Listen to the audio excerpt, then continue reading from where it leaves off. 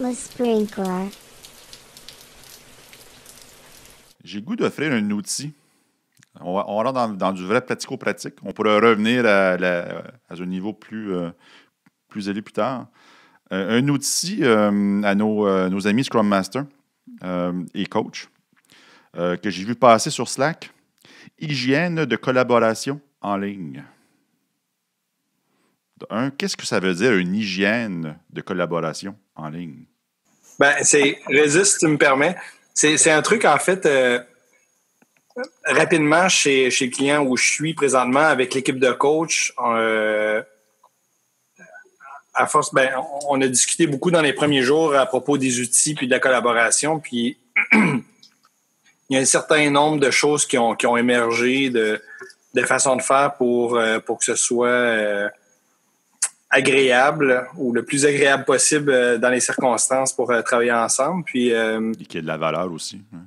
Oui, en fait, Rhésus, ce que tu as vu, Éric, c'est que Rhésus, il a pris certaines de ces choses-là, puis tu me corrigeras si je me trompe, Rhésus, mais il a posté ça sur son blog. Il a fait une section sur son site sur la collaboration en ligne, le télétravail. Puis moi, quand j'ai vu ça, ça m'a allumé.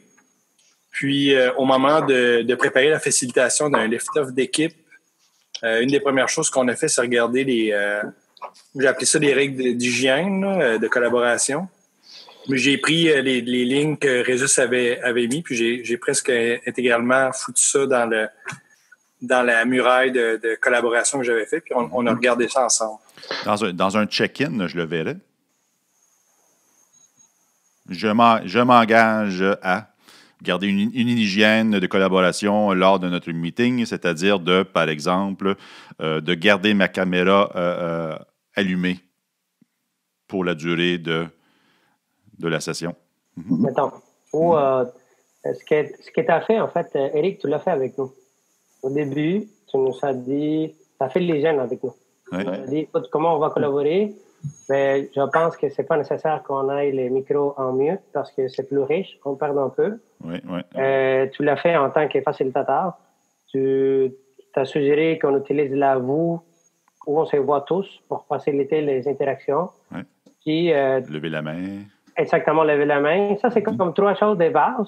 On n'a pas parlé de chat pour avoir des discussions à côté parce qu'on n'a pas besoin dans le cadre de ces rencontres-là. Au moins, on ne l'a pas prévu. Mm-hmm. C'est un truc qu'on pourrait prévoir. Upfront, c'est des trucs qui sont plus nécessaires qu'on est présentement. Je pense que même là, on les fait ça à chaque fois. Je pense que c'est nécessaire qu'on le fasse à chaque fois. Oui. Meeting, on le fait pas parce qu'on est habitué à se voir face à face. Puis il y a moins de distracteurs, mais c'est un truc qu'on pourrait pratiquer et en ligne et en présence.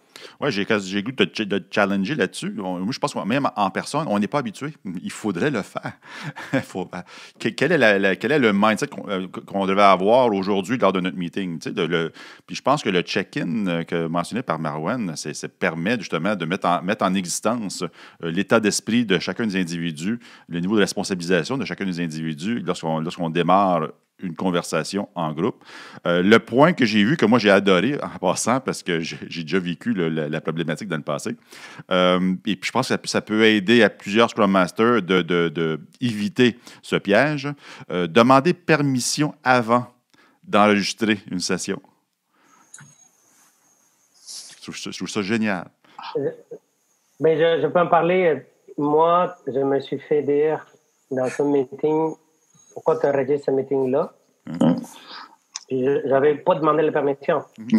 Et c'est vrai. C'est vrai que j'ai dit, écoute, avant d'enregistrer, est-ce que tout le monde est d'accord? Oui? OK, c'est bon. Ça peut paraître banal à la surface, mais ça ne l'est tellement pas. C'est la confiance. On brise la confiance de nos collègues là, si on fait peu importe c'est quoi. Et c'est un de ces quoi-là. De démarrer une session d'enregistrement, j'ai l'impression que ça fait mal un peu à la confiance. Lucie? Est-ce que vous avez eu des enjeux, par exemple, des personnes qui ne mettent pas forcément la vidéo, d'autres oui? Comment vous faites? Un concours de chapeau original.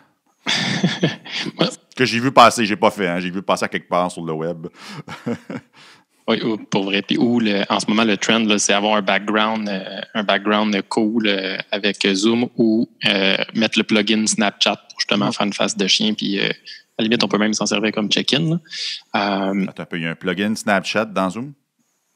Que tu peux ajouter à ta caméra sur ton Mac pour pouvoir mettre la face de chien quand tu sors la langue, il fait des trucs. Bon, oui, il y en a plusieurs. Donc, tu peux laisser 5 minutes pour que tout le monde en choisisse un puis dise pourquoi qu'il a choisi celui-là, puis dans quel état ça met, puis blablabla. Pour une rétro. Tu peux l'utiliser si tu veux. Mais moi, j'ai vécu le feeling, le Big Brother style. Là, pourquoi vous voulez nous voir? C'est très Big Brother, etc. J'ai juste invité les gens à regarde, on fait un deal. Les 5 premières minutes, justement, pendant le check-in, vous la laissez ouverte. Après ça, up to you guys. Vous faites ce que vous voulez, ça me dérange pas. Et littéralement, j'ai vu les caméras, OK, cool, avec un petit peu de s'allumer. Puis, après les 5 minutes, j'ai dit, OK, c'est bon, ça fait 5 minutes que ceux qui voulaient éteindre leur caméra le fassent, puis il y en a juste la moitié, à peu près, de ceux qui désiraient l'éteindre, qui l'ont éteint. Puis, naturellement, pendant la discussion, parce que les gens voyaient les faces des autres, j'en ai vu certaines se rallumer. Pas tous, mais j'en ai vu certaines se rallumer. Puis si je suis 100% transparent, moi, je vivais difficilement avec les caméras éteintes. Sont-tu là? Ils écoutent-tu? Pourquoi? Comment? C'était pas Trust.